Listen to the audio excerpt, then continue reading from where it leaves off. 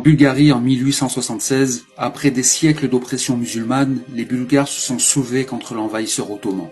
Pour les punir, les Turcs ont encerclé la ville de Batak. Ils étaient accompagnés de Pomaks. Les Pomaks, c'étaient des traîtres bulgares convertis à l'islam. Des négociations ont été faites et un accord a été trouvé pour éviter un bain de sang, en échange que les rebelles bulgares déposent les armes.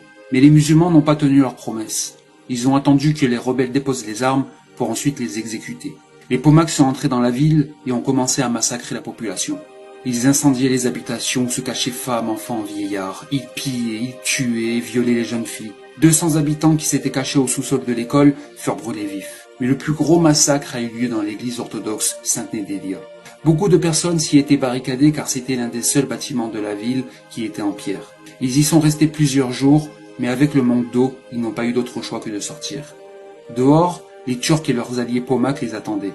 Ils ont épargné ceux qui se convertissaient à l'islam et ont impitoyablement massacré tous les autres. 3 mois plus tard, les musulmans avaient tenté d'enterrer tous ceux qu'ils avaient tués, mais ils n'ont pas pu camoufler l'odeur pestilentielle qui régnait dans toute la ville. Les premiers diplomates étrangers ont pu témoigner des charniers, des corps d'enfants et de l'odeur de la mort. On estime à plus de 5000 le nombre de Bulgares chrétiens massacrés, principalement des femmes et des enfants.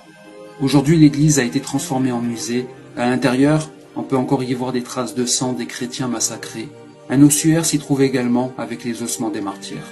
En 2011, toutes les victimes de ce massacre ont été reconnues saints et martyrs de l'église orthodoxe.